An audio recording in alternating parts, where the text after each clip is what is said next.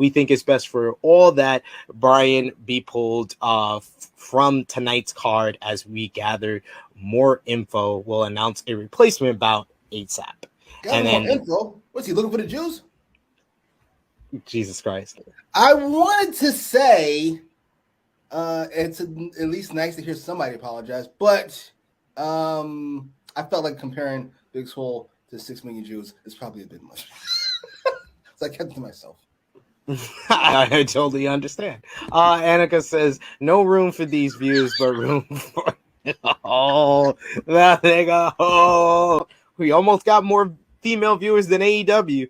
Will Chisholm says, just imagine what he thinks about slavery. Oh my God. They were well fed. They had jobs. They had homes. I don't know what the problem is. They kept a roof over their head. What can I say? Grandpappy was good to these people.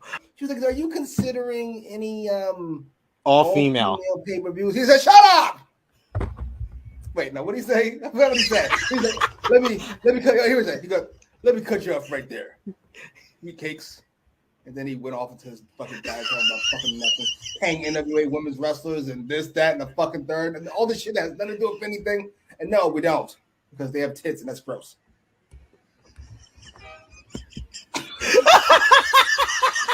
Yeah, tits and that's gross.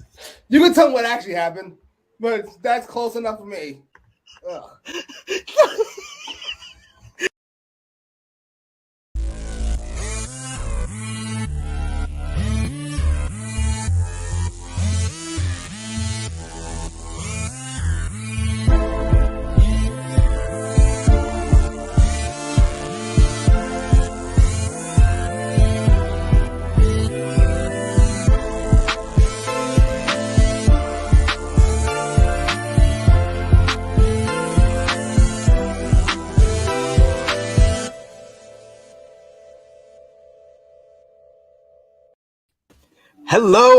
Hello. It is me, your True Hill Phenom SP3. We are live on the True Hill Heat YouTube, Facebook, and Twitch for another edition of AEWramble episode 29, Switch Limits. We are here to discuss the February 9th, 2022 edition of AEW Dynamite. I am back once again with the man of 42,000 subscribers, Tony Khan's biggest fan, Jimmy Macram.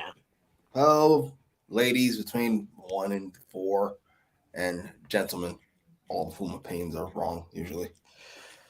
Will you stop? Will you you can't start off the show nice. Like start nice next time, I promise.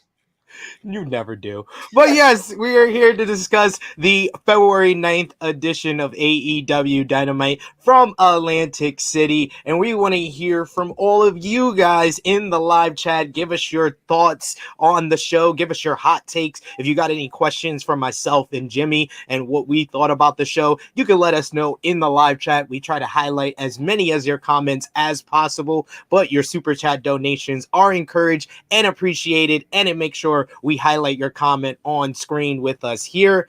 And of course, like this video, share this video with all your wrestling fans, friends, and family on all your favorite social media platforms. If you are new to the True Hill Heat YouTube channel, smash that subscribe button, hit the bell to stay notified for all the great content here. Every Thursday, AEWramble with myself and Jimmy Macram. So let's start off, as we usually start off, Jimmy, one word this week for your thoughts on the February 9th edition of AEW Dynamite. I gotta be honest, Santana. That's it. That's all you got? I when that promo was going on, I was like, oh man, Jimmy and Cash must be just like like getting all joyful, getting all joyous and stuff. We got a couple of our favorites in the live chat with us already. We got Nick Jackson saying, "Sup, y'all? Hope everyone is having a good day." We got Fifth Generation Carney saying, "Hope everyone's doing well." We also got Frantic World, the Cal Ripken of the True Hill Heat YouTube channel, saying, "What's up, SP3, Jimmy, and chat." And we got Ramit, who says, "Finally, Keith Lee is joining joining All Elite Wrestling. It's confirmed now Jeff Hardy joining All Elite Wrestling after February, and Tony Storm joined all AEW after March. Well, damn. Like, all right, Dave Meltzer. Is that confirmed? Did you read it somewhere on the internet? That's what confirmed means. You sounded very perturbed by that. I'm more annoyed about the Jeff Hardy thing, but I get your point. I did like the the reference to Jeff Hardy on the show, which we'll get to. But Jimmy, were you involved, or did you see any of the hype heading into this episode before the show? I know you don't really migrate or deal with the wrestling community on social media, but were you a privy to the buzz and the hype heading into last night's show? Yes. Keith Lee, and because I'm an idiot, I went on Twitter at 10:20 something by accident, and I got to see Jay White early. So yeah, enough. You're like, I'm an idiot, and I went to the internet before watching a show. Yeah, never do that. That's on me. Never do that, ladies and gentlemen. But yes, like I said, we want to hear from all of y'all what y'all thought. Do you think that the hype and the buzz was delivered on this show? Let us know in the live chat. Your super chat donations help us a lot because it helps the channel grow. It helps everybody produce more content like you're enjoying right now. So we always encourage those. But we're here to talk about the February 9th, 2022 edition of AEW Dynamite from Atlantic City, New Jersey. And this show started off with our boy Wardlow coming to the ring. No music, cardboard cutouts in hand. It's cutouts of MJF sitting cross-legged and another of MJF holding CM Punk in a sleeper from last week's episode in Chicago. He props these up, and then Wardlow hands some paperwork to Justin Roberts. He introduces the living legend Tully Blanchard with FTR. They come out with glasses of champagne. They toast. Tully and Cash toast their glass aside. Next is the best accountability buddy in history, Sean Spears. He's got a champagne bottle and a certificate of some sorts. He hands the certificate to Justin Roberts, who does a long soliloquy of everything MJF has accomplished. 3-time Dynamite Diamond Ring champion, the multitude of victories, never been beaten clean in AEW, which is true. It's true, ladies and gentlemen. It is true. And the man that beat the best in the world in Chicago twice. What? Future world champion. No, or current, I heard what he said. But more importantly, that's the only hype for the main event or Hangman Page we'll get for the entire fucking night. Continue. I apologize.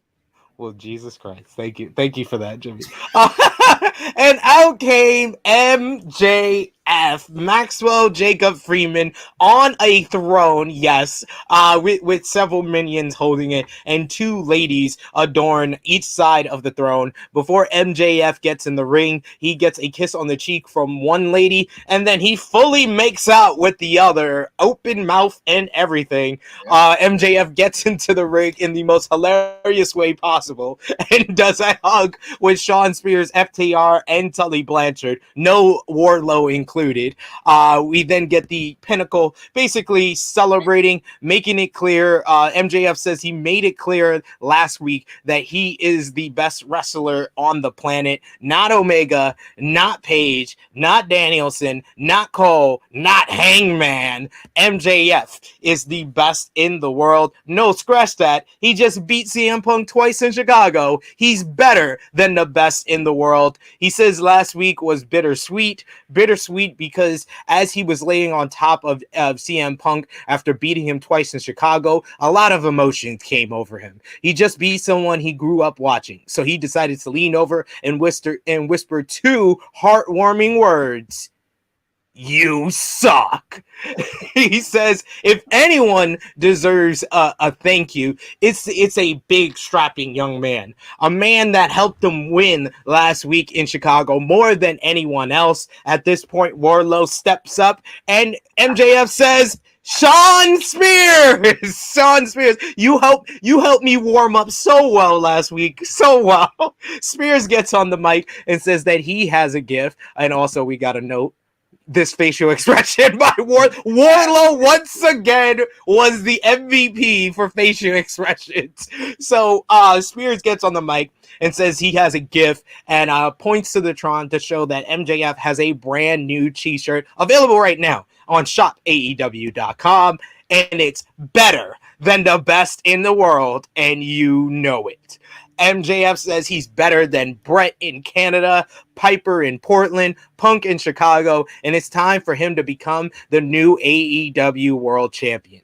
At this point, CM Punk comes out, no music. It felt very like impromptu the way he came out. He comes out, Tony Schiavone goes over to him to give him a mic. He says MJF's win in Chicago is about as suspect as his spray tan. He says that he has friends with him this week, though, since he has the Pinnacle, Darby and Sting are here, and they each have a bat. Punk tells everyone in the ring he will either get what he wants or he will beat it out of them, and he wants a rematch. MJF says no, and Punk says he ain't talking to him. He's talking to Wardlow, the man that really beat him in Chicago.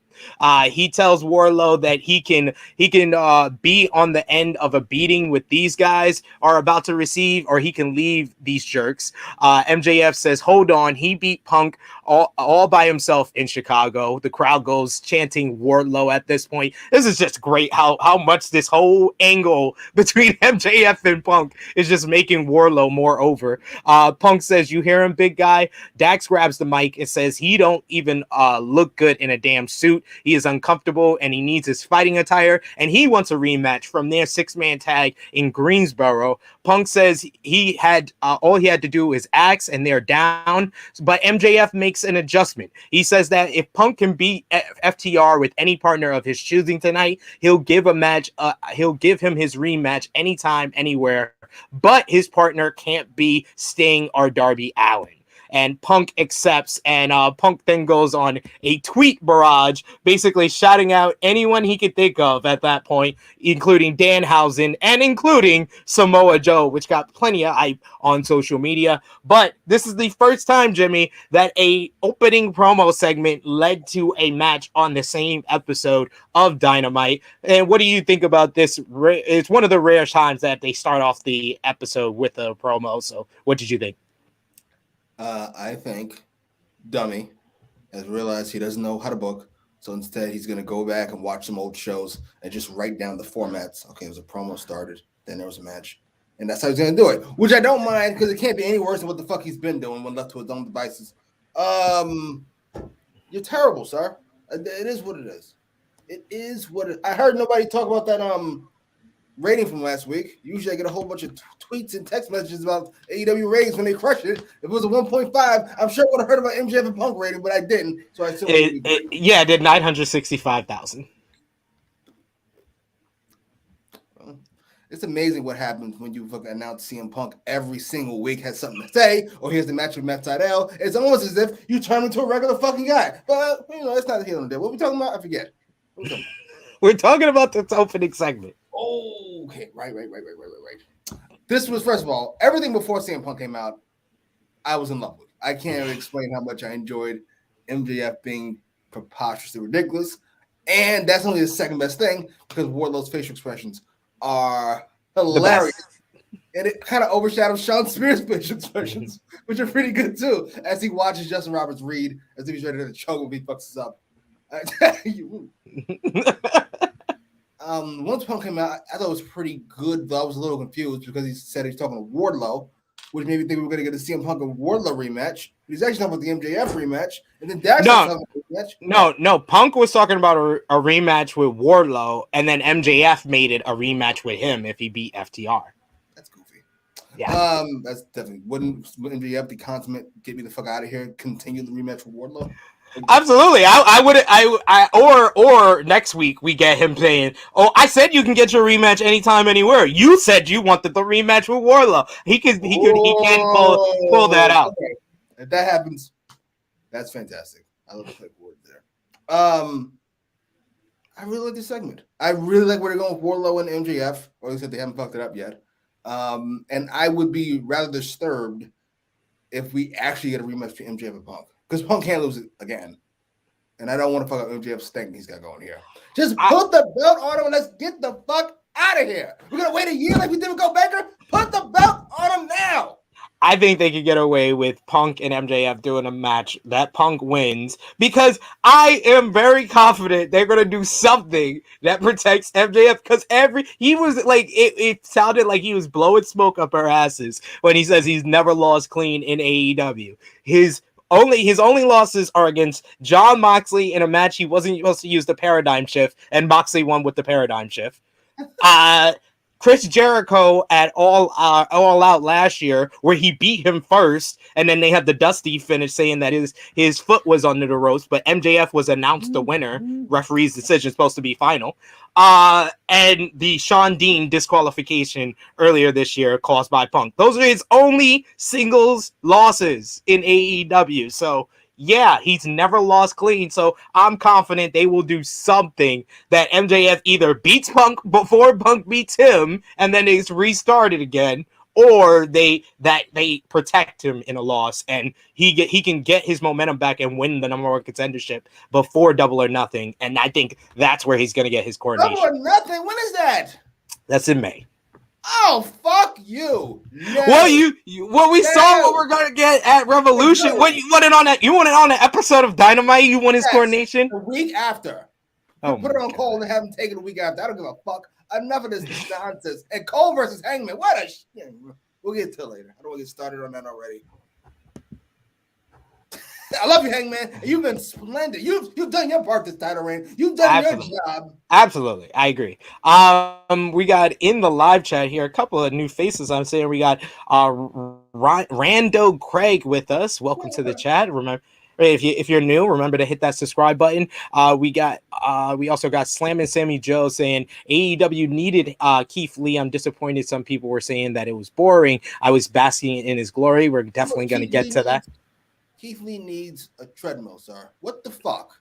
I've seen Keith Lee in NXT. He's put on weight since then. He has. Sir. He has. He has definitely. And it's crazy that you and Dave Meltzer, that's the first things you have said about Keith Lee. He did the show with such like because WWE made him wear a shirt. Like that was his look originally, and then they put a shirt and a skirt on him. And I love that. Well, to be fair, made a fucking hoodie at this point. Jesus. We also got Bob Bito says, I was happy to see Keith Lee show up at AEW. We got Annika here trying to prove Jimmy wrong as always with more informed female crowd here. We also got CM with us in the chat talking about Harry Potter, I suppose. I don't know. We also got Nick Jackson who says Wardlow again being great without even talking. Definitely. Absolutely. We also got Frantic World who says CM Punk asking Samoa Joe if he was in the country on Twitter was funny. I was ready for that. I was like, yo, if it's Joe, I'm marking the fuck out if it's fucking Joe. We also got CM who says she agrees. I love that tweet. We got Slam and Sammy Joe saying Cole brought Hangman into the Bullet Club. That is very true. We will get to that as well. Jimmy's like, I don't know about it. I don't give a fuck.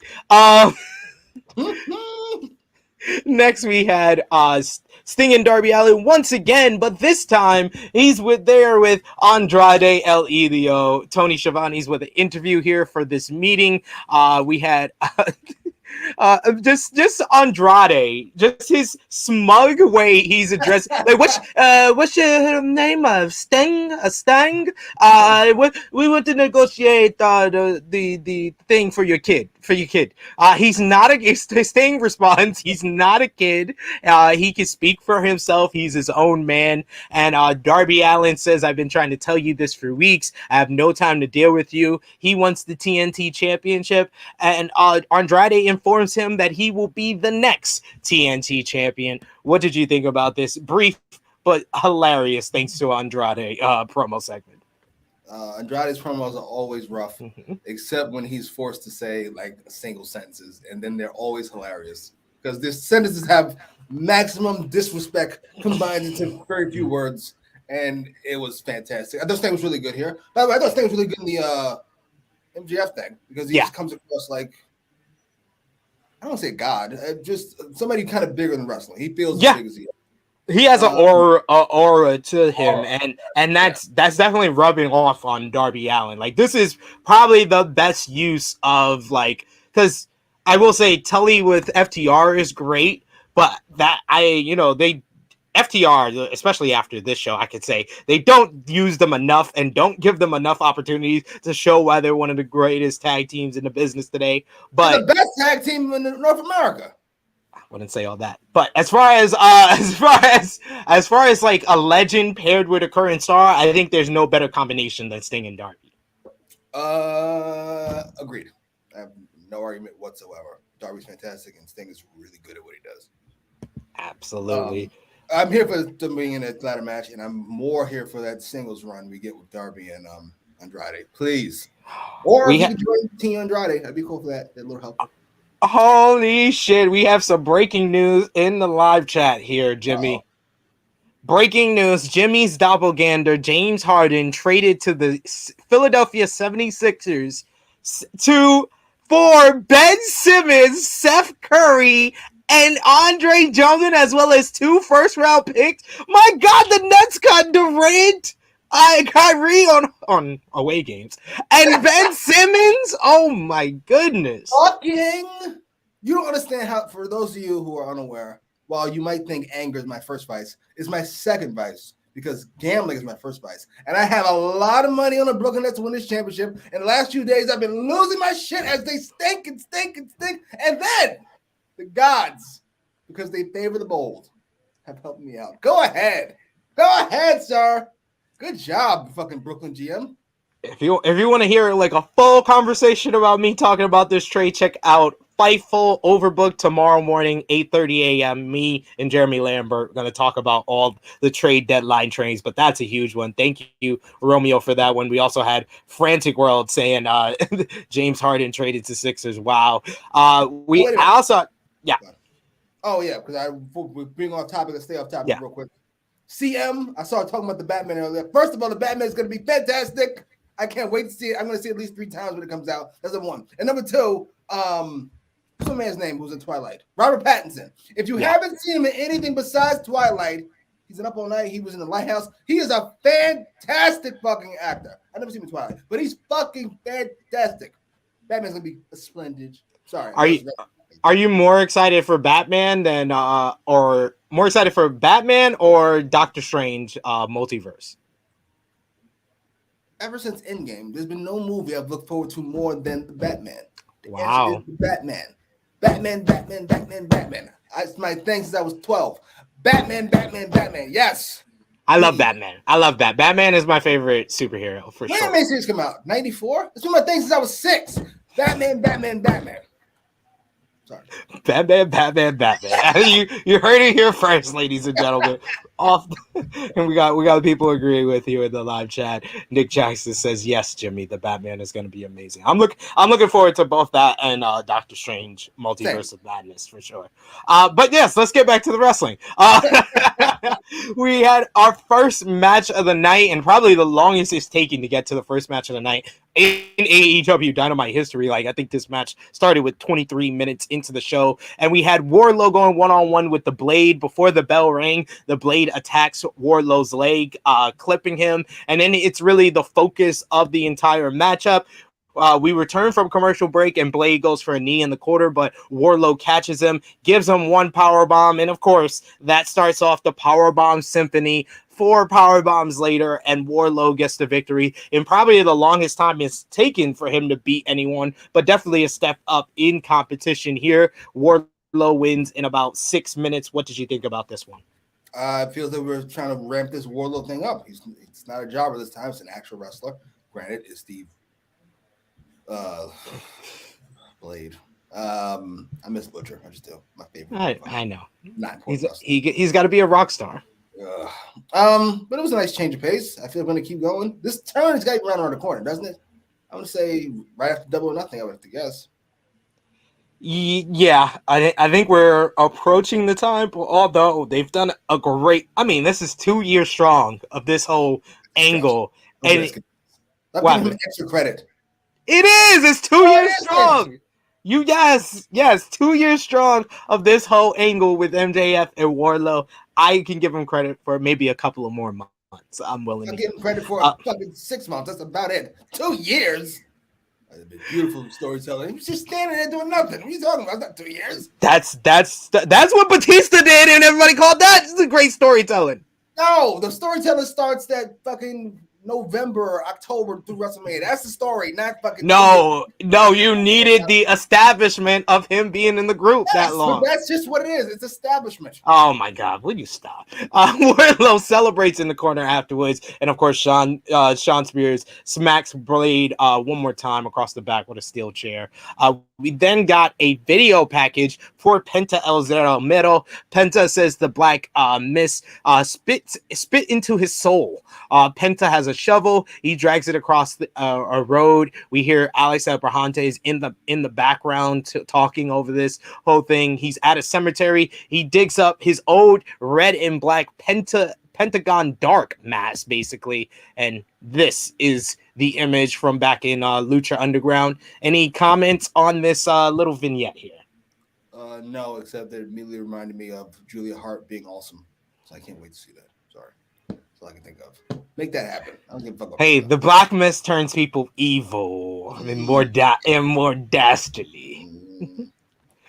Next, we have the segment that Jimmy himself told me he was looking forward to talking about the most here. We had the Inner Circle team meeting. Hager, Sammy come out with Chris Jericho. They say Santana and Ortiz aren't here. He questions this and says they haven't seen the two all day, but here come Proud and Powerful to their own music.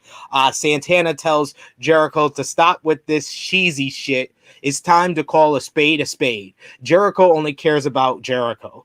Anything they've done in the past has only been for the betterment of Jericho. Is he wrong? It's funny that they're out there because they come out to tell Jericho that the days of them playing second fiddle are over and done with. He ain't finished. He keeps cutting off Jericho at this point every time Jericho looks like he's about to get on the mic. At the end of the day, it was always Jericho that stood in their way, that made sure they didn't have a spotlight. But it was the crowd that kept us going. He'll tell all three of them and us, look at Ortiz and thank him with everything he's got. Because if it wasn't for Ortiz, he would have dropped Jericho's ass a long time ago. And then he tells Jericho he can speak. Jericho says that Jericho says Santana reminds him a lot of Eddie Guerrero, which seems to be a theme with any Spanish person is around Chris Jericho. He's reminded of Eddie Guerrero. He gets he gets super hyped up and wants to blame everyone, even his closest friends. Kingston planted this in his head, and what has Kingston done for him? What kind of stroke has Eddie Kingston have here in AEW? Jericho is the influencer, and since October 2nd, 2019, they've made vetted pay-per-views, Dynamites, more money than they've ever done before, yet they still want to bring their shortcomings on Jericho. They had a chance to be champions on February 17th, 2021, almost a year ago. They lost to the Young Bucks. This had nothing to do with Jericho.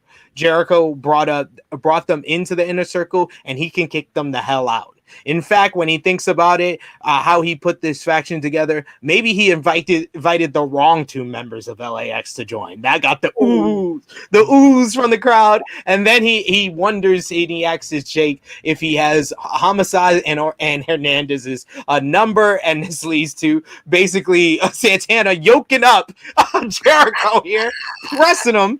Santana's on the attack. Sammy Guevara has to hold them back and tells both men they are family. Jericho yells for Sammy to shut up. He contains himself and realizes his errors. Jericho says, listen, but Sammy puts his hand in his face and says he doesn't know what's going on. They are his family. He loves them. Inner Circle is forever, but Sammy must be honest. One of his goals is to be one of the greatest of all time, and all of this bickering back and forth will not help it. Sammy takes off his vest and says he's quit this group before, and unless they can figure shit out, he'll quit again. Figure it out. Sammy once again turns his back and leaves the inner circle in the ring. Ortiz then gets on the mic and says, "What did you expect? Throwing around threats. First Sammy, then what? What's next?" Jericho has his facts all messed up. Like the inner circle, Kingston is a brother in arms. This shit talk won't settle anything. He has a history lesson for Jericho where they come from. They don't talk. They don't do this. They fight, and they use this. Next week, Santana and Ortiz versus Jericho and Hager, and this shit is settled once and for all.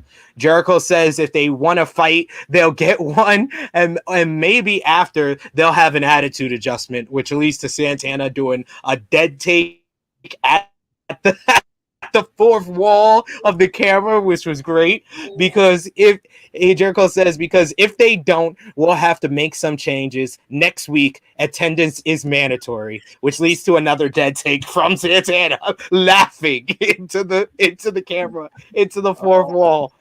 Man, this is the best Inner Circle promo ever, I want to say. Easily. It's not even really a discussion. That Santana looking to the camera works on so many different levels. It's a fourth wall break. We all have seen that guy. We all know that guy, and he probably looks a lot like Santana, who whenever he's in an argument with somebody, looks at you instead of the guy he's talking to. Like, who's this little thing he is? It just works. Santana was such a star doing this fucking. He's so tickled by fucking Chris Jericho. I gotta be honest, everything except where we landed. Oh, wait a minute, I forgot. So I don't want to forget the shit on Tony Khan when I can. Because I know Chris Jericho leaked this information. I know Chris Jericho, he's been taking a lot of heat lately. I know Chris Jericho leaked this information that Tony Khan wanted to keep the inner circle when Jericho wanted to end it a while ago. I know Jericho leaked that information. That's payback for fucking this receipt that whole podcast. I didn't forget. Because Jericho lets you know, I still know what I'm doing. I still know what I'm doing. I would have been this a while ago, but I'm doing what I can here. I'm doing what I can here. And it feels like we're not done with this inner circle thing. I'm concerned. I want to be done with this. Sam made it sound like this is just a part of another long story we have the inner circle. I don't want it. But God damn it, me and Cash say all the time, and you all give us no feedback. Santana's a star. God damn it. Make this happen. Make it happen. What are we waiting on? Eddie Kingston Jr., let's go. What do we need? What wanted to see? This is a star-making performance. I love it. It was. You were in there with one of the best talkers of all time, and you completely dressed him down. Like you wouldn't even let him talk. Like, that was the shit when he kept saying. It was so fucking like good. I'm not done yet. Like yo, oh man, this segment was money. Like yo, after this segment, I was like, yo, they did 2 in-ring segments in the first hour, and no one was complaining. No one was complaining because both of them delivered in different ways. That was great. We got a couple of great comments in the live chat here talking about a few different things. We got EBB with us saying Andrade versus Darby versus Sammy triple threat at the pay-per-view. Please and thank you. Jimmy, you agree? Yes. Though I think they'll be in the fucking ladder match and Sammy fights a bum. There you go. We got Nick Jackson. He says, yes, give me Pentagon Dark. We also got 5th Generation Carney. Excited to see Pentagon Dark as well. Will Chisholm asking me a question. Would you trade Westbrook for Peacemaker? I would trade Westbrook for a peace sign. God. That's at the point I am after our loss last night, and I don't want to talk about that here. Like I said, Fightful overbooked tomorrow, 8:30 a.m. Play. Don't put that on Westbrook. I know. I'm just over this team. Like I told you the other day, anytime the Lakers get a super team, it's destruction and pain for me. We got Frantic World that says, I was hyped to see Jay White with the Young Bucks and Adam Cole and Pentagon Dark is coming back. We're definitely about to talk about that segment. We had 5th Generation Carney said, this segment made my heart warm, talking about the Inner Circle team meeting. Nick Jackson echoing what you said. Santana was amazing last night. Annika Ortiz looked good in that tank. All right, Annika, I see you. We got Nick Jackson says, and Hager actually pulled out his phone. I missed that part. That's awesome. Jericho, by the way, appears to have cleaned his shit up. He I guess he's a douche. His influencer thing is a semi-heel role. I'm okay with it. Yeah. I think he understands. He's not Cody. He understands that the fans are turning on him. You're versing Eddie Kingston. You're versing Santana and Ortiz. And you were in the East Coast. You were not that far from where Santana and Ortiz are from. So that made a lot of sense there. And I like the fact that they made sure to say them leaving the group doesn't mean they're going heel. It's definitely they hear the fans are behind them. We also got Frantic World says, I want to see Proud and Powerful get the AEW tag team titles. I wanted that since a month ago. Are you not enjoying fucking Luchasaurus and Jungle Boy and their reign against people like the Ass Boys? I mean, I can't wait. Tag team titles needs. Can't wait for Jungle Boy and Luchasaurus versus the Ass Boys. The Ass Boys. I mean, their matches are good, but I'm not interested. The fact that we've had weeks of this build to this match, it just doesn't make sense. Annika says Santana's face at the end was everything. Absolutely. Everyone just loves Santana's facial expressions. Bobby Babito saying, I like Santana Ortiz, as you should. As you should, sir. And then next, this was just I will just say, this was just a fire couple of minutes on this show as far as getting fans excited either on social media or in that building, because next up we had Roppongi Vice are backstage and they confirmed that they're going to be versing the Young Bucks on AEW Rampage, the match we didn't get a couple of weeks back when Rocky Romero tested positive for COVID-19. The Bucks come to and they want a fight. They come along with Adam Cole and Jump Roppongi Vice. The Young Bucks deliver the BTE trigger to Rocky. They pick up Trent and Cole stops them and says, look who it is. And it is none other than Bullet Club leader, New Japan Pro Wrestling's own former IWGP heavyweight champion, the first ever Grand Slam champion in New Japan Pro Wrestling history, and as he calls himself, the man that sold out Madison Square Garden on his damn own. Switchblade Jay White comes in and throws Trent into the truck. He says hi to his former Bullet Club mates and even tells Nick Jackson, nice hearings. So what did you think about the introduction for Jay White here? It wasn't too robust. It was kind of subtle because we are going to see him again in apparently on AEW Rampage this week. Tony Khan stinks. No, I'm talking about that promo that we got later on in the night. Oh, he still stinks. William, stop, God. First of all, Jay White, I don't know if this is a credit to Jay White or a detriment to the AEW roster, but as soon as he stood next to everybody, I was like, he's so much bigger than fucking everybody here. This feels silly. But I first noticed Matt Jackson, his ridiculous facial expressions, letting us know that he was not aware that Jay White was going to be here because this is theater. You've got to fucking play to the back of the audience. It's not fucking television, you idiot. Whatever. I'm here for it. I'm here for Cole consolidating power while Kenny Omega's away. I don't know where it's going to go. Unfortunately, I feel like it leads to a fucking Goat Jackson and Matt Jackson fucking face turn, but I'm going to enjoy it while it lasts. I'm here for it. I'm here for Adam Cole pulling this off.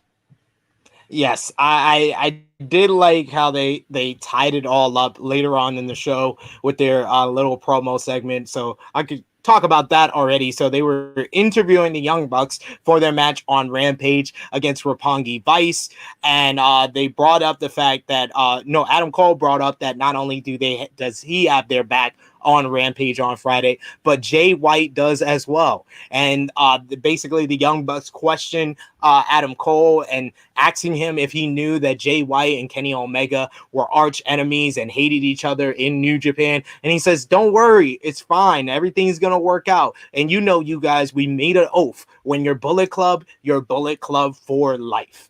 and he said that he had a message to deliver later on in the night. So I like this. I like the seeds being sold because this is now Bobby Fish, Kyle O'Reilly, and now Jay White that Adam Cole has brought into play since Kenny Omega has left. And this is the first person that has a direct connection with Kenny Omega. For Jimmy and anyone that didn't watch New Japan Pro Wrestling, basically they had their own version of the Bullet Club Civil War in 2018 with Cody and Kenny basically not getting along, and Cody using Kota Ibushi to get in Kenny Omega's head. But to bring the Bullet Club together, Kenny Omega wanted to bring a new member into the fold, and that new member was Switchblade Jay White, who had just returned from New Japan Pro Wrestling from excursion in the United States. Instead of joining the Bullet Club, though, when he was handed the t-shirt, he laid out Kenny Omega and challenged him for the IWGP US title and then beat him for the title.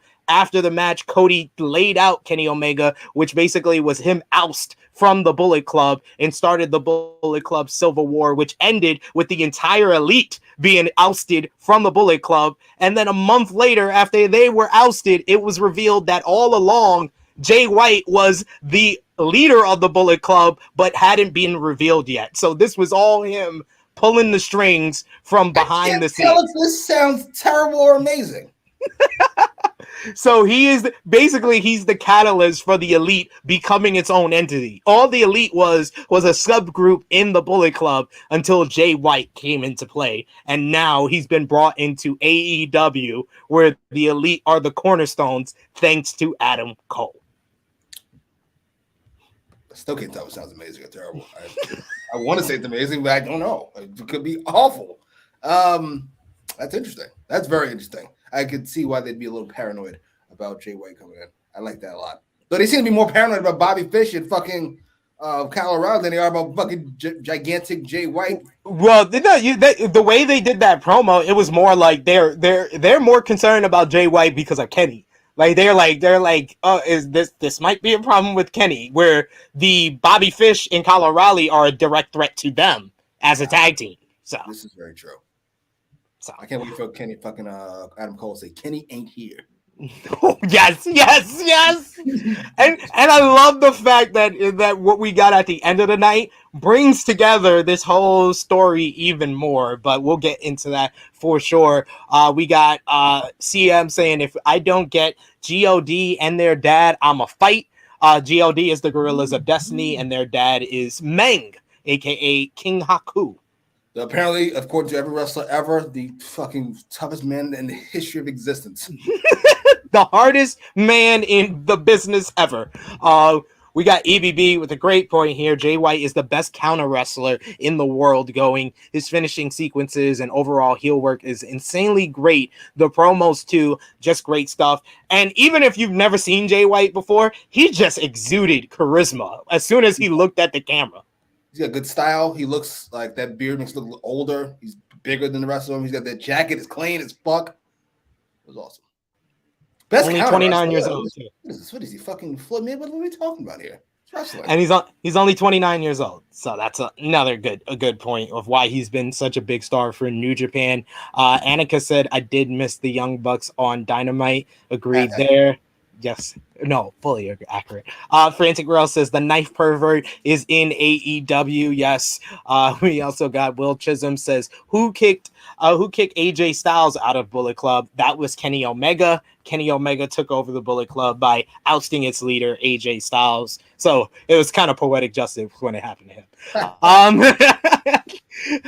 Fifth Generation Carney says Kenny has still never caught his exiting the Bullet Club beat down. I mean, he did. No, I was there live, actually, Fifth Generation Carney, in San Francisco, California. I was in the front row G1 special in 2018 after Kenny beat Cody, and Cody almost tried to attack me when I told him he sucked and sucked dick.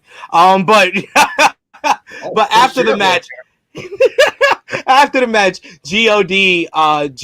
attacked Kenny Omega and the rest of the Elite and basically ousted them from the Bullet Club. We got Nick Jackson says, God, that Bullet Club Civil War storyline and the rise of Switchblade feels like a lifetime ago. Only about like 3-4 years ago. It's crazy. You can't get any confirmation whether this is awful or fucking amazing. It's amazing. It's amazing. It's amazing. It's amazing. We got the GOAT over here, Mr. Macram Podcast, Wrestling Observer's own Andrew Zarian in the live chat with us. What's going on, Andrew? New York's finest, and he agrees Jay White is fantastic. We also got CM who says he's 29. Yes, he's not exactly aging well, but it works. I know that's a good thing when you're 29. And Nick Jackson says Jay White is younger than Adam Cole. Damn. Yes. Adam Cole is aging worse. Matt Jackson spray on tan didn't help. Fucking Adam Cole like a fucking vampire standing next to fucking Matt Jackson. We also got Annika saying thanks SB3. Hopefully TK does a promo and explains it to the rest of the fans. I think this is going to be a thing where they do like maybe one promo just touching on it, and then it's going to be up to us to listen to like Excalibur, because Excalibur knows all this history as well. Yes, we'll get if they're not on the show, we'll get a video package explaining all the shit. If they are on the show, we'll get nothing about anything because there's no need to hype anything you have coming up, including the main event. World Champion. I don't know. Who cares? You're really upset we didn't get any promos for the main event. I thought we turned the corner last week. I thought we understood how this shit works. He frustrates you. He loves to frustrate you. And speaking of Tony Khan, we should bring up his tweet about Jay White. He says, I didn't secure Jay White until Sunday. I realized after the fact that Friday night I butchered my own definition of Forbidden Door in hyping tonight. I heard the fans' feedback and wanted to ensure that tonight was a special AEW Dynamite for all. Thank you, everyone who watched. If you ever interview do with people or teams, you're ever the boss somewhere, and I guarantee you this is a new thing for him instead of the way he talked before. But you'll notice in this tweet he has a lot of eyes, and I guarantee you before he would say we did this and we did that and we did the third, and now he says I. He's a fucking egomaniac, and he's getting worse. Notice, I guarantee you when SP3 talks, it's him doing it. He says, we here on True Heel here, and we do this, and we do that. It's never I, because you sound like a fucking psychopath. Yes, thanks, sir. Can't we do the... You know what? He's just trying to help me out, and I appreciate it, because I used to say he's a great owner, and ever since then, he's just been fucking kicking women down the street and fucking shitting on Negroes, and now he can't even do the fucking publicity thing right.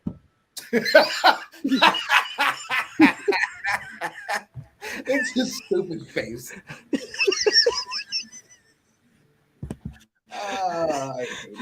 The thoughts and opinions of Jimmy Macram do not represent True Heel Heat, its contributors, or its subscribers. Yeah, we want that fucking you know what?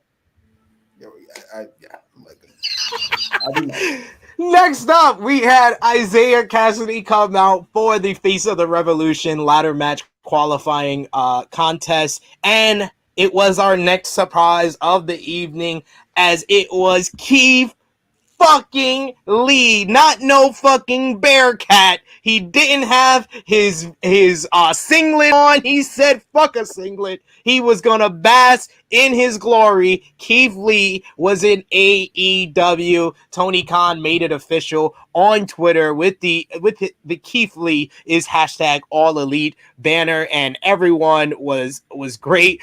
We had our producer said this is pretending to be shocked. Plenty of people were very happy to see Keith Lee, and he started off this match about as perfect as you could possibly do. Because this, oh my god, he literally pushes Isiah Kassidy into the corner and flings him. He yeeted him across the ring where Isiah Kassidy flew. We saw a leapfrog and a crossbody by Keith Lee. He was feeling it tonight. Just going to the outside. He did a springboard crossbody. He looks for a powerbomb, but Kassidy escapes. But then he hits a pounce out of nowhere. At that point, Matt Hardy is shown leaving upset. He goes over the guardrail and Commentary says pretty erratic behavior because that is how WWE said that Jeff Hardy leaving the match early and going over the guardrail was. That was a nice little touch there. Back in the ring, Keith Lee continues his dominance. He grabs Cassidy, launches him to his shoulders, and hits the Big Bang Catastrophe for the 3 count just over 4 minutes. After the match, Quinn comes in. They attack Keith Lee. They send him to the outside. They try for dives, but Keith catches Cassidy, lays him out on the outside, and then catches Quinn on a flip dive into a powerbomb position, powerbombs him onto Cassidy, and then powerbombs Quinn onto the apron. My God, this was Keith Lee finally being allowed to be limitless. But I know this is your first look at Keith Lee, Jimmy. What was your thoughts? Well, my first look at him in a match, I saw him yeet Adam Cole to a crowd before. And okay. It appears to me he is significantly bigger now than he was then. We don't want to start with negativity, though. We'll start with positivity. He is... I'll be nice. I don't get myself in trouble. You already gave me my disclaimer, right? Yes, I did. Yeah, he is like slave strong. I've never seen... What the fuck? For somebody who's not particularly tall or fucking overly muscular, I've never seen somebody that fucking strong before. What the fuck? You hear stories about this. You just fucking raw. Fucking wham. What the fuck was that? And then with the fucking private party dives on him after the match, he didn't move. Like usually at the fucking boom and like catch your balance. Just fucking doop. That's where that goes. Perfect fit. And then fucking slam these cocksuckers, so to speak. Don't get myself in trouble.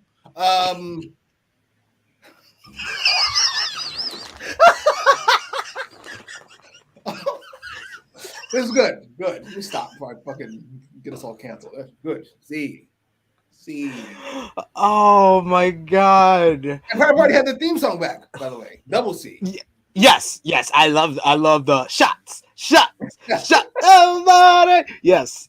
Keith Lee, my God, it just hurts the brain to think about the fact that WWE didn't know what to do with this. Like, you would think that WWE is the land of the big man. And if you have a big man that's so unique, that's so different, that is like a little bit of like Vader mixed Bam Bam Bigelow with like the strength of like all like a Andre or someone like a Big Show, like he's got all those skills and they didn't know what to do with him. Literally, the minute he got called up to the main roster, they changed his signature music and put him in a shirt and a skirt and made him go 50-50 with Randy Orton on an episode of Raw and lose the match by DQ. Then they gave him a 6-minute match with Orton on pay-per-view where Orton dominated about 4 minutes of it. They thought it was big for him to beat Orton, but if you really look back on that matchup, Orton dominated that match. Just Keith Lee won. That was the only thing. They kind of had him in a position where he was considered like one of the upper card guys, and then out of nowhere, Vince was like, he doesn't work like a big man. We need to send him back to the Performance Center. Yeah, reportedly. I can't say nothing's been confirmed, but that was reportedly. When you have rings at your buildings, why can't the guy just practice in the ring at the building before the show? Why he gotta go to the state-of-the-art Performance Center for someone who is that good, who is your first ever NXT and North American champion, and when he won those titles, they beat AEW in the ratings. So, like, how? That is always the most confusing to me, the NXT to WWE fuck up. It's just like, you see what you did there? Just do that again. Just do that over here. I don't get how that's so complicated. No, it's not. Just do it. But Vince has his own philosophies about how wrestling works. I mean, I think it's been long established for like 20, 30 years now. Vince McMahon doesn't like other people's ideas. But I think that that thought process of, you did it good in NXT, why can't you just do it up here? We're under the thinking that NXT is still WWE. It's still his ideas. He could still do it on the main roster. But to Vince McMahon, those are Triple H's ideas. Those are not my ideas. I need to make this better. I need to form this. You have a Keith Lee. I'm gonna make him a Bearcat Lee. I'm gonna change his song even more and have a roar to it. Put him in a singlet with like bear claws. No, this is exactly what they did to him. Like, I'm not even. I wish I was joking. This was just a bit, but this is in fact what they did to this man. And like, for one night, AEW was able to figure out Keith Lee a lot faster than WWE was ever able to. Oh yeah, I will give W credit. W Khan, he when it comes to in-ring stuff, he typically stays away and lets the wrestlers do their thing, as he should, since he fucks up everything else. Well, thank you. we got his new T-shirt for He Is Limitless that is now available. Shop AEW.com. We also had Matt Hardy saying something has to change. I'm about to be broken. And like we said, we are weeks away from Jeff Hardy's non-compete clause expiring. So will we get the broken Hardys? Do you think we're going to get broken Hardys? Ew. Like, that's even worse idea than the fucking original one, which is just the Hardy Boys being back. No.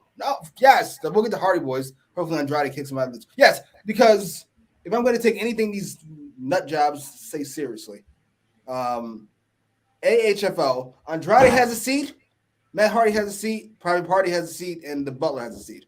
So if he's going to turn on Private Party, he could be easily ousted from the AHFO. And then fucking Jeff makes a save somehow. There you go. Please. No broken Hardys, please. I'm with it. Either way. We also had Andrade respond, we must start to change the chairs. Each position is one. That's right. Sounds like a Russian villain. What is that? Matt Hardy, we need to start with all the losers. Give them another type of work. Plata, mara, o plama. Another type of work. That's hilarious. And we should also note our esteemed colleague, Romeo Anthony Colon, had one of the worst aged tweets of yesterday when he believed Mia Yim. Mia Yim put out a fake photo of a vacation her and Keith Lee had back in 2020, and Romeo fell for it and retweeted it and said, Keith not leaving this to go to cold-ass New Jersey tomorrow. Believe that. Enjoy the honeymoon. He was the Nick Young shoot the three and turns around me. He was so adamant about this and it failed. To be fair, if he was on vacation, he probably wouldn't leave that to go here. But of course, that's kind of given. But you believed it. Like, you didn't do your research first. Like, the reports were a day old that was an old picture, and he still retweeted it. So yes, I'm gonna drag him because I'm a good friend. CM with a new hashtag. Hashtag I agree with Jimmy mostly. I agree with Jimmy, but he goes too far frequently. I agree. Thank you. Pretty much. Annika saying Keith Lee. We also got Nick Jackson excited saying bask in the glory. We will choose him. So Tony didn't hears the feedback about Big Swole. Gotta love that, Tony Khan. Yeah, amazing. Yeah, fucking big ass apologize from fucking Leo Rush. Yeah, whatever. Fucking. We also got Frantic World saying Keith Lee is having a great week. Yes, he got married this week and debuted in AEW. He's in a much better place in his career and in his life because of it. Not in his health. Speaking of which, EBB echoing yourself saying he looked the heaviest I've ever seen him and was a bit winded at the end there. But that's to be expected after enjoying his time off and wedding. What a fantastic pickup. His charisma is great. Yes, his charisma was off the charts here. But I do agree with what Jimmy said and what you said here, EBB. He did look heavier, and he was actually built heavier because I think at his peak in WWE, he was built at 320 pounds. And I know all these numbers are kind of made up, but there might be a reason why he was built at 320 in WWE, and last night he was built at 348. He needs to... I think to do the stuff that made Keith Lee get over the way he was on the independents and even in NXT, he needs to lose that weight, and he could be like as fast and as agile as we remember him. That's hilarious because Cash, while selling me on Keith Lee, goes, he's as strong as a super heavyweight and as fast as a cruiserweight. And then in this match, when he does that duck down, I went, that is not cruiserweight fast. What the fuck was that? He went, well, to be fair, he's a little heavier. But you know what? You're big fucking. Oh, yeah. Not slave strong. You're a fucking Lakers fanatic, and I used to be. We all know Shaq liked to play himself in shape. His off season was his own. That's my time to do my thing. So hopefully Keith Lee's the same.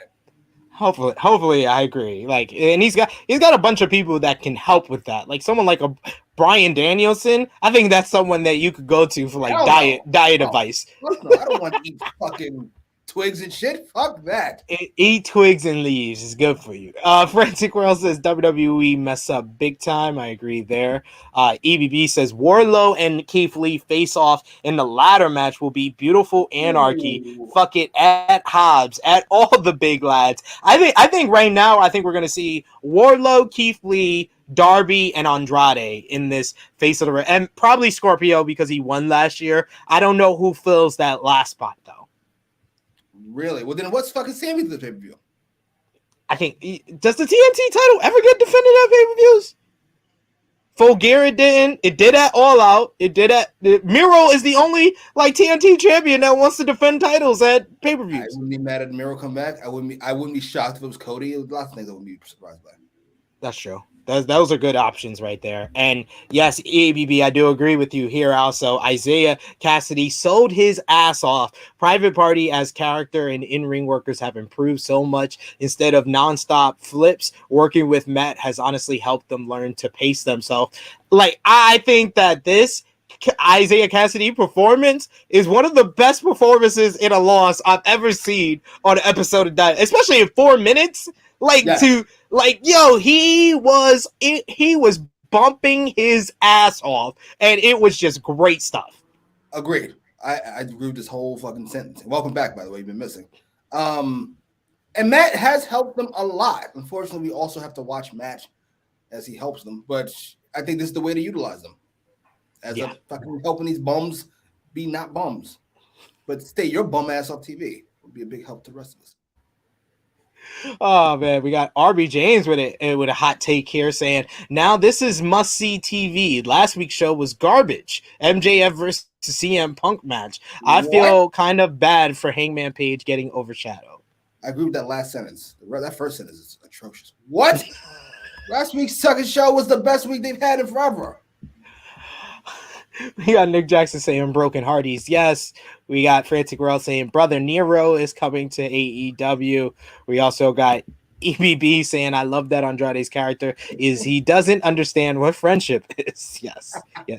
Yes. And also should note that he's coming off of a very bad bout with COVID.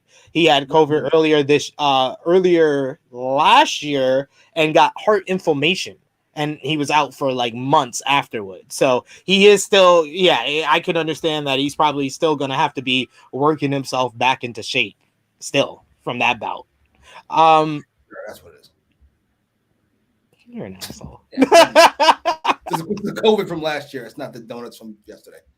You, my boy Boo, says it's so easy to forget that Scorpio won it last year. Yes, it is. It is. I actually, you know what? That's not true. I remember he won it. I just remember there was a TNT title shot involved because it happened so fast.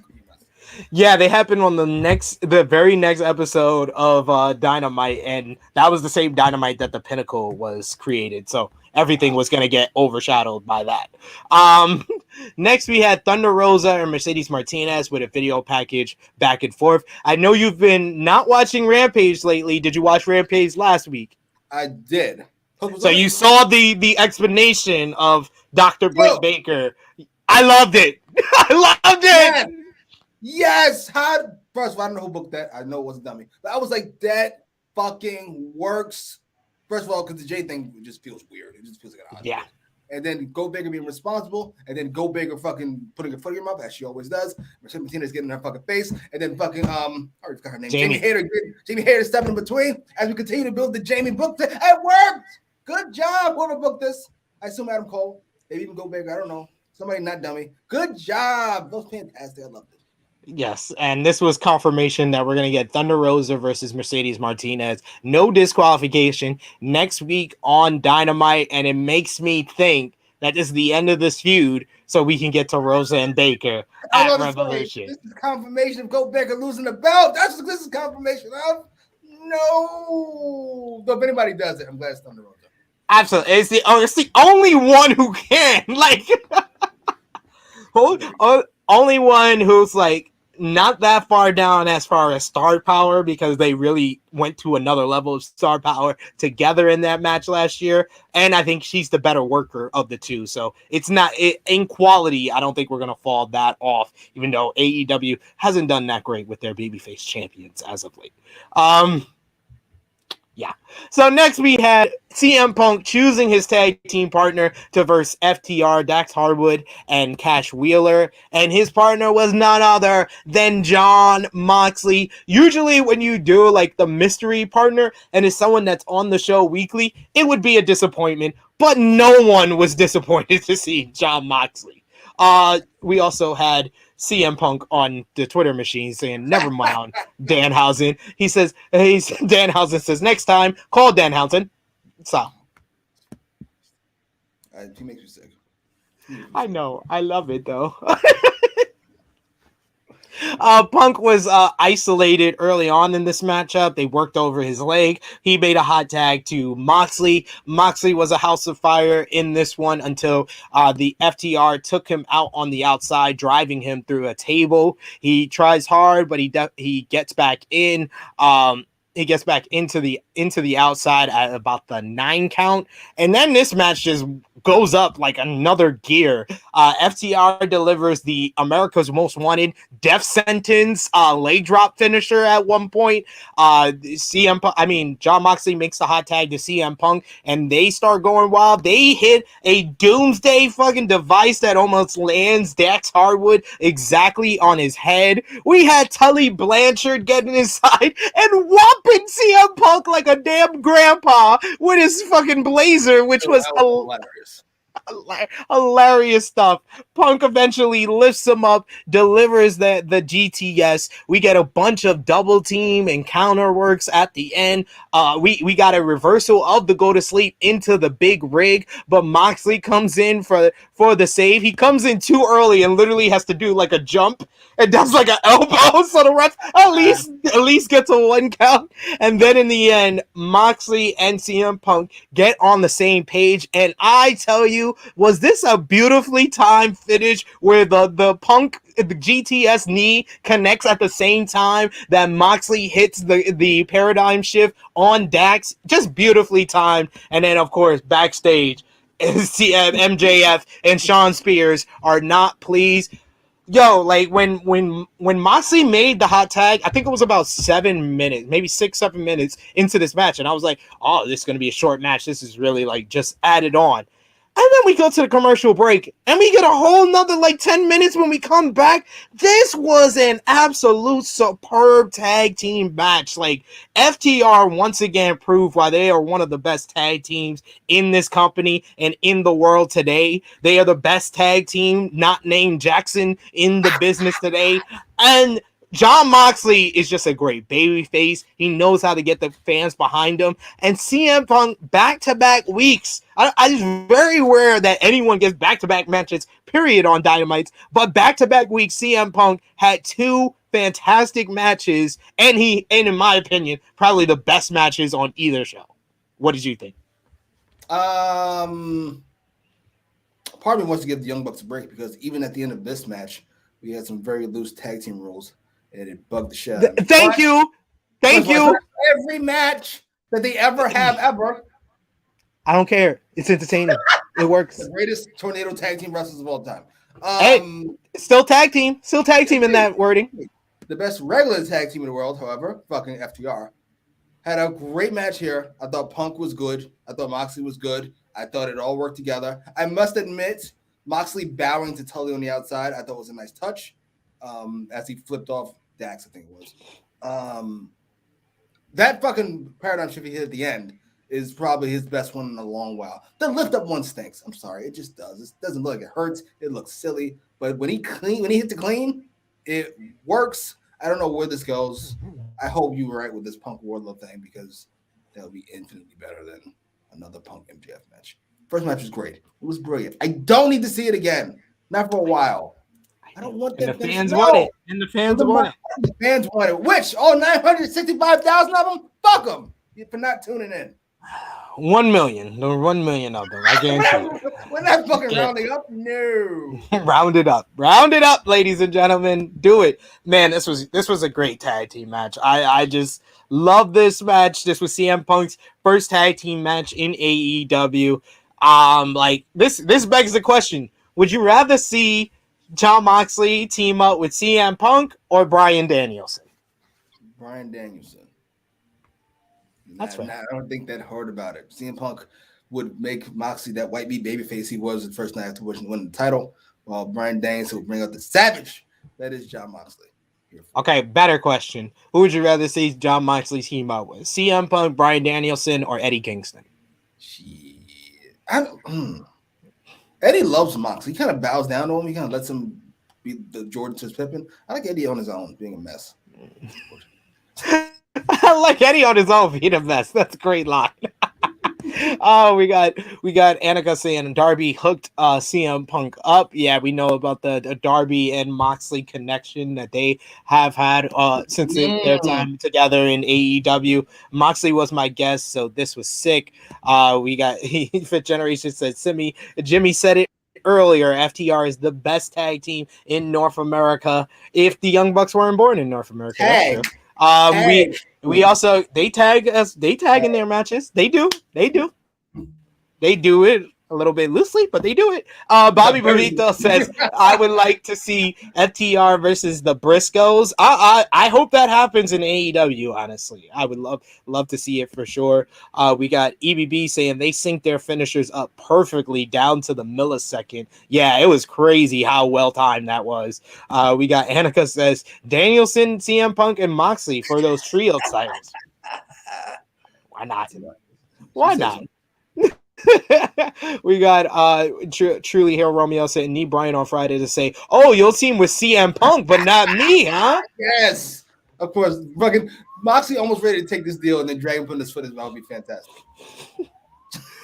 I love it. Oh, next we had the TBS Championship Open Challenge as Jade Cargill defended against former NXT superstar Zeta Ramera, who is now once again known as AQA. She is a trainee of Reality of Wrestling and WWE Hall of Famer Booker T.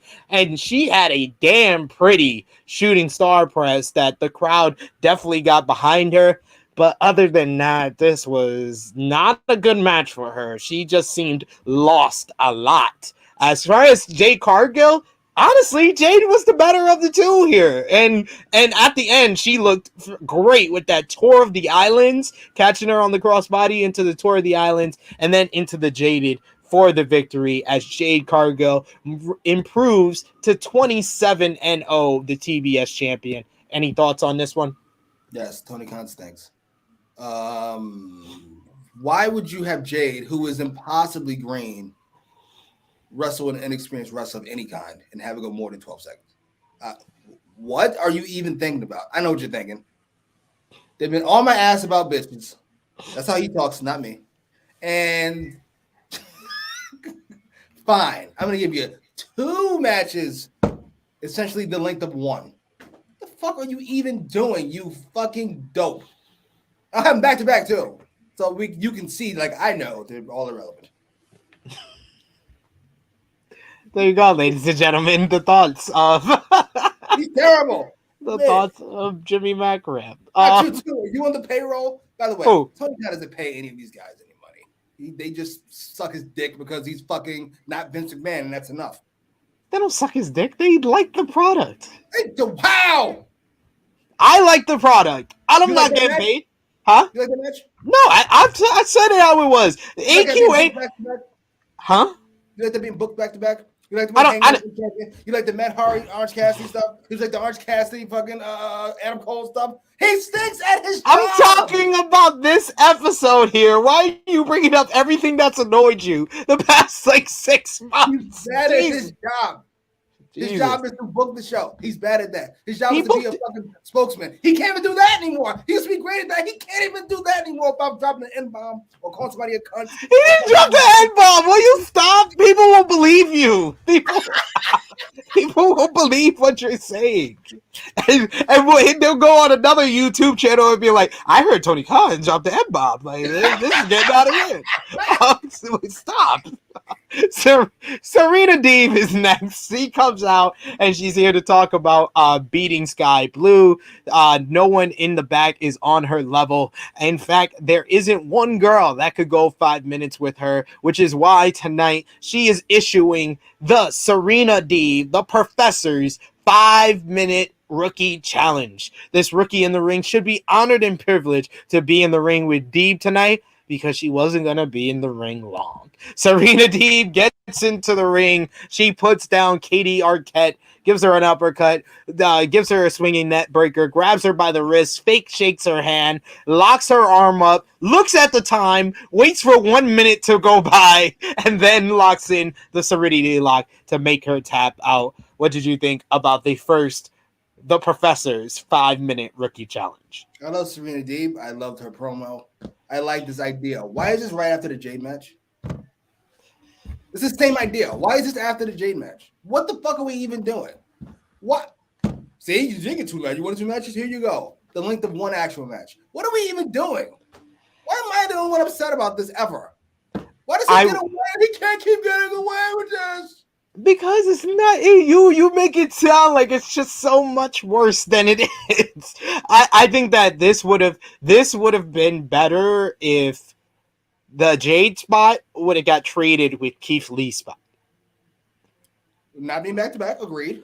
Not be back to back. Keith Lee, you have something to look that fans can look forward to in the second hour after the Punk and Moxley. You had a hook to keep the fans into the show. And I think it would have worked out a lot better. I don't know if the crowd would have been as hot as they were for the Keith Lee match later in the show, but it would have helped as far as the show overall. But it's an historic show. We got 2 women's matches. It doesn't matter. Anyway, we get it. Any way we can get it. Absolutely. Whatever we can get. I'm here for you, fucking boss. You sound like fucking Hobbs on Twitter after the Soul thing. Whatever you say. Will you stop? Another show about Team Taz. Then Black History Month, nevertheless. They'll be on Rampage. We come back to Archer's music hitting, and that's short-lived because Archer is already fighting in the backstage area with Hangman Page. They fight. Yeah. Not a mention. Yes, they did. Yes, they did. They mentioned it various times throughout the night. They never give us a promo package or a promo from either guy, but they mentioned it. Yes. Oh, by the way, the fucking biggest belt in the company with this main event guy built up for 2 years. Oh, by the way, that's happening. Thank you, stupid. Oh my God. How does nobody get upset about these things? This is like 1-on-1. Because this match delivered. We got Hangman. He fights him through the tunnel into the to the stage. There's a pane of glass through the heel tunnel, and Hangman throws him through the pane of glass, busting Archer open. He brings him back into the ring area and delivers the buckshot lariat. He almost wins as Archer only gets up at the 9 count. But while they're fighting through the crowd with Hangman with a moonsault in the crowd way, Dan Lambert comes down to the ring and has a very smart strategy. This motherfucker cuts the top rope to take away the buckshot lariat. This gives Archer the advantage. At one point, Jake Roberts tries to get involved, delivers the clothesline to Hangman Adam Page, and then he's about to deliver a DDT, but Archer doesn't want it because the fans want it. So he takes a DDT himself. We get back into the ring. Hangman is busted open by a swing of the garbage can. No, a kendo stick and then a garbage can by Archer, and then he completely forks up Hangman Page stabbing him in the head with the fork and then licking the blood off of it. Hangman is absolutely leaking at this point.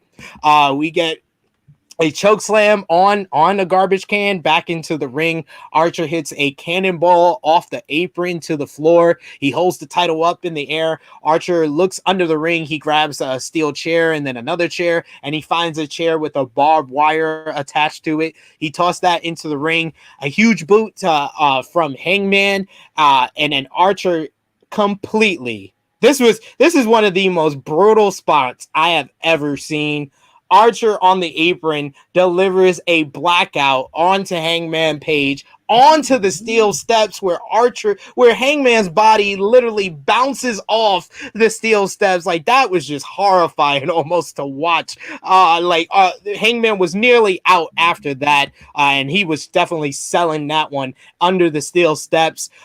We get Hangman back into the ring. He fights from underneath. He gets the barbed wire and he starts punching at Archer. He hits a German. He unwraps his hand, and as the referee is trying to pick up the barbed wire off the mat, Hangman uses his back to catapult into the fucking buckshot lariat. Buckshot lariats Archer off the apron through 2 tables at ringside, and Hangman Page is able to get to his feet at 8 and defeat Archer, who can't get up at the count of 10. Hangman Page with another banger, a part of this AEW World Title match. And you know, if it's an AEW World Title match, Hangman Blade is here. Not Hangman Page, Hangman Blade. After the match, the new number 1 contender, Adam Cole, comes down to the ring. He picks up the AEW World Championship and lays it over Hangman's shoulder. Adam Cole, after, just turns his back to Hangman, and that's how we close the show. After the show, Hangman Page says, "I'm tired of bleeding every month."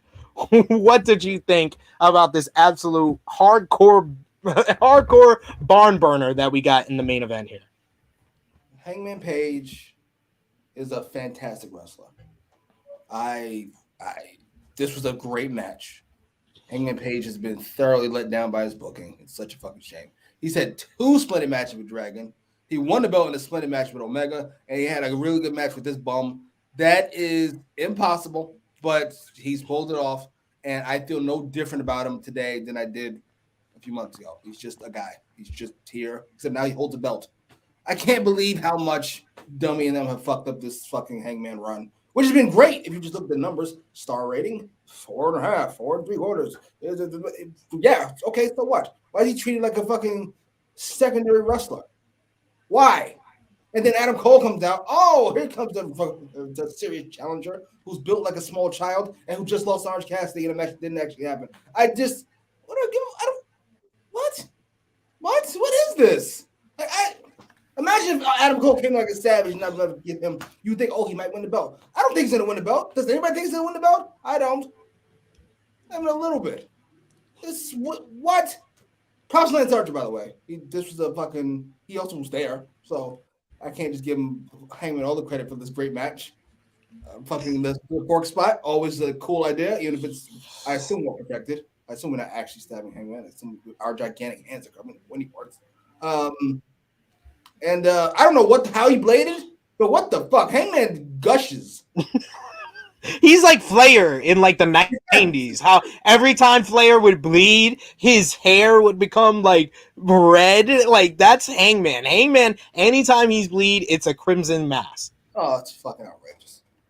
Yeah. Hangman and Shawn Michaels might be the best bleeders in wrestling history. Yeah, Michaels is a good one too.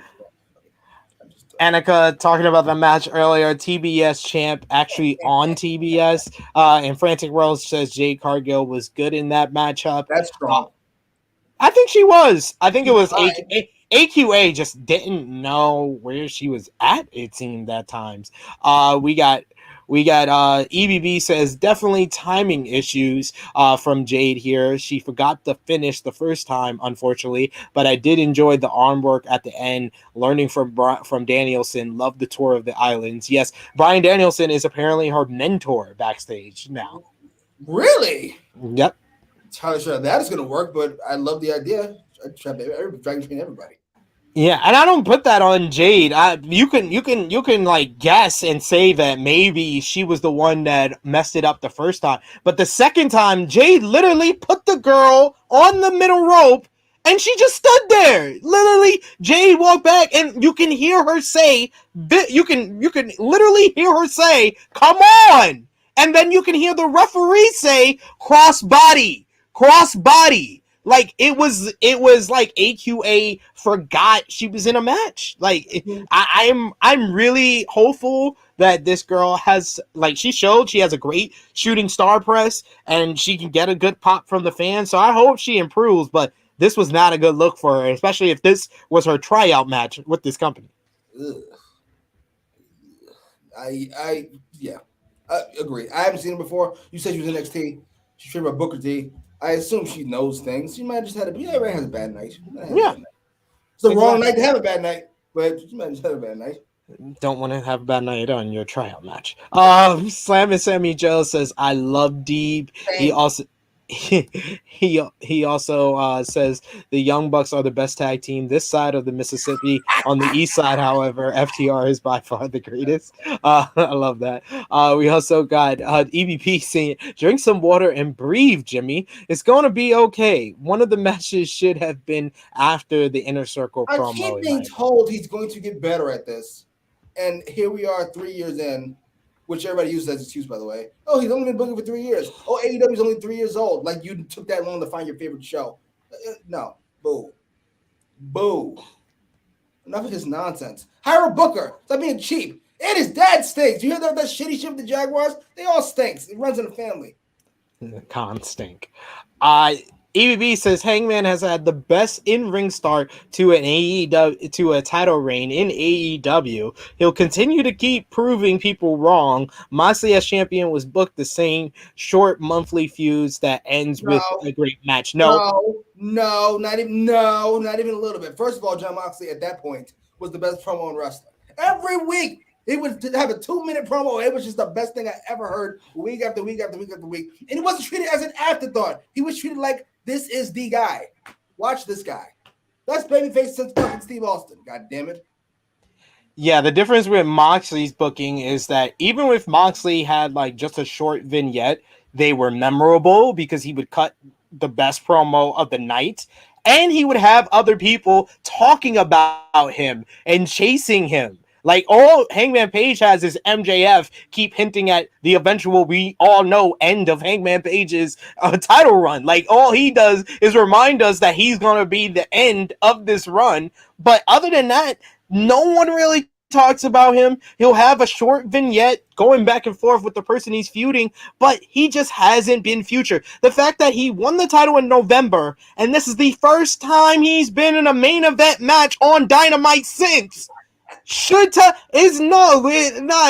can't just shy away. Like, I understand that Jimmy is I will agree, is excessively critical of AEW, but this title reign they haven't done good follow-ups for these great matches. Hangman is delivering whatever they've told Hangman to do, whether in the ring, on the mic, a vignette. He's delivered, but they haven't made him the focal point. So hopefully they follow up off of this match. They didn't follow up off the Danielson match. They didn't follow up off the Omega match. Hopefully they follow up from this Archer match that had no business being as good as it was when everybody knew who was going to win.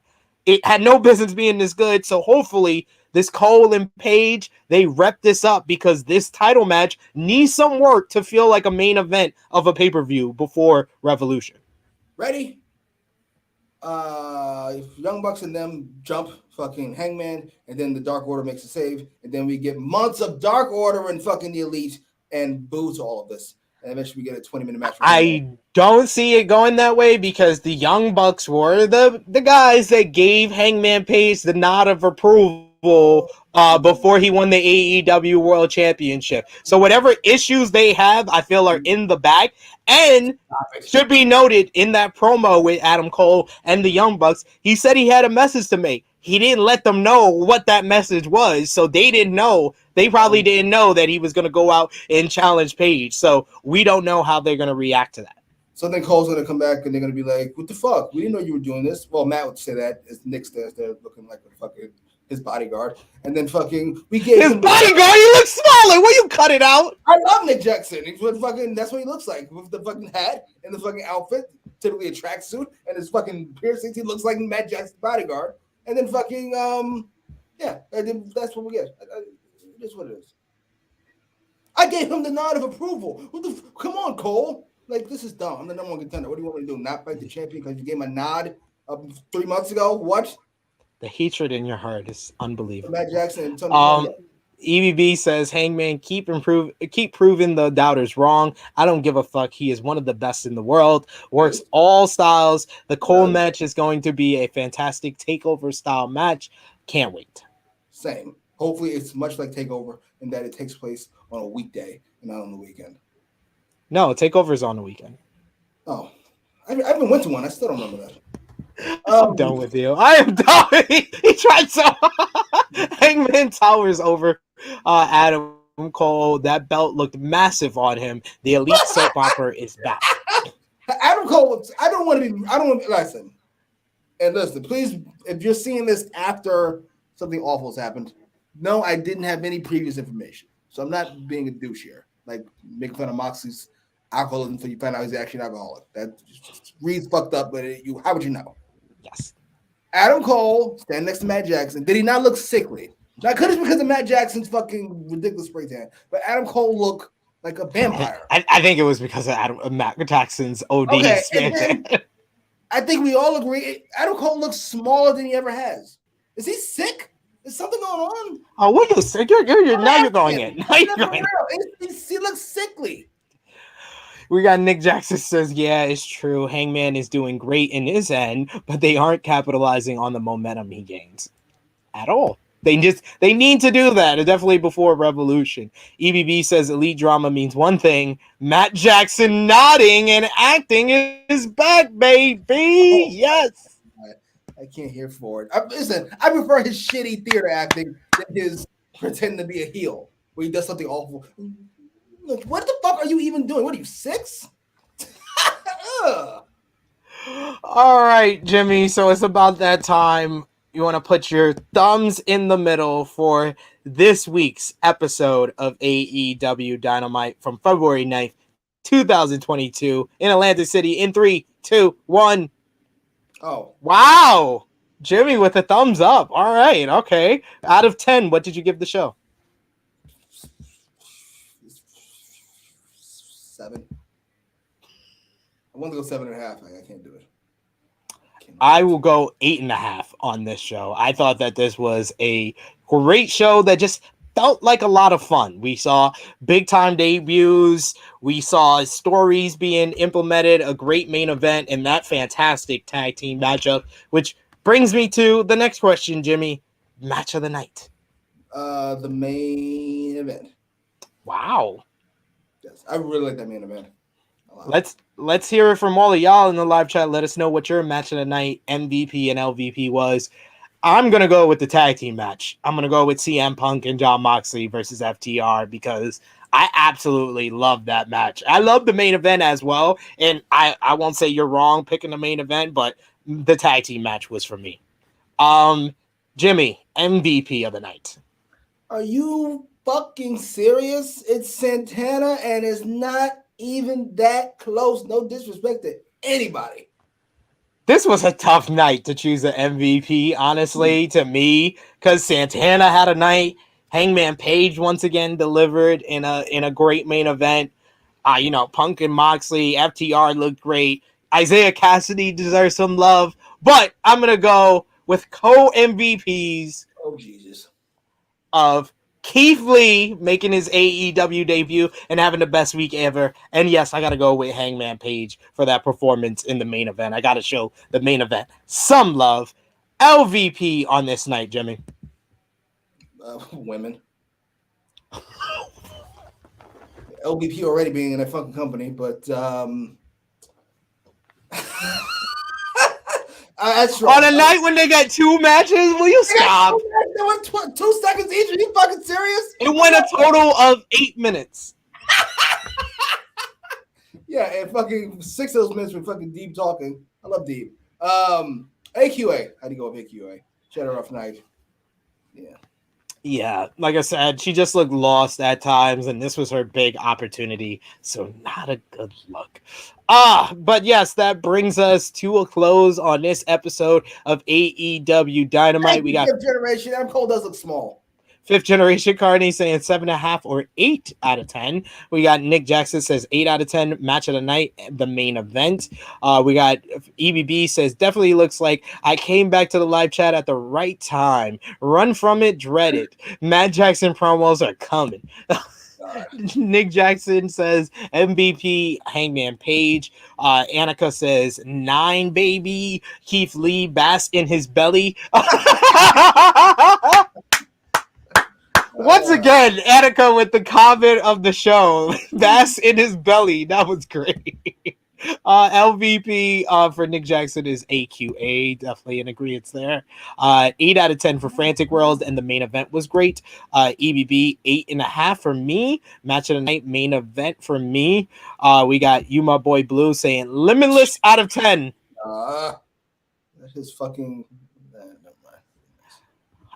We got Slam and Sammy Joe says 9 out of 10. Best match Mox Punk versus FTR. MVP Hangman. LVP Hager. He didn't say anything. Good. He has nothing to say. He's Chris Jericho's bodyguard. That's it. Pretty much. Jimmy, let the people know where they can find you on social media and your YouTube channel, sir. First of all, Frantic World, I don't give a fuck what WWE does. That's none of my concern. I don't watch. That's why I didn't even show that comment, because I knew that would be the response. At Jimmy Macram on Twitter, on Instagram, on YouTube, where we do reviews of TV shows, including Peacemaker, where I cannot stop laughing. I'm editing. It's just us giggling for an hour, and I'm here for it. I love it. You can find me on the Twitter machine at TrueHeelSP3. You can follow the gang on Facebook, Twitter, and Instagram at TrueHeelHeat. Patreon.com/TrueHeelHeat. You can check out the latest content that we got over there, including our Power Book Ghost Season 2 Roundtable Review that's up right now. Check that out. $3 a month only on Patreon. We got some exclusive content, and we got a bunch of content coming up over the next couple of days. Tonight at 10:35 p.m. Eastern Time, we got a new episode of Blunt Impact reviewing Impact on Access TV. I'll be up early for FMC over on Fightful Overbooked tomorrow morning. After that, 10 a.m. Eastern Time, we got Degrassi Dudes with our boy Steven Jensen and myself. We're going to be talking about Degrassi, The Next Generation, plus a little bit more as always. On Friday, over on the Teddy Turnbuckle YouTube channel, we got the SmackDown Breakdown with Chrissy Love, Josh, and Romeo.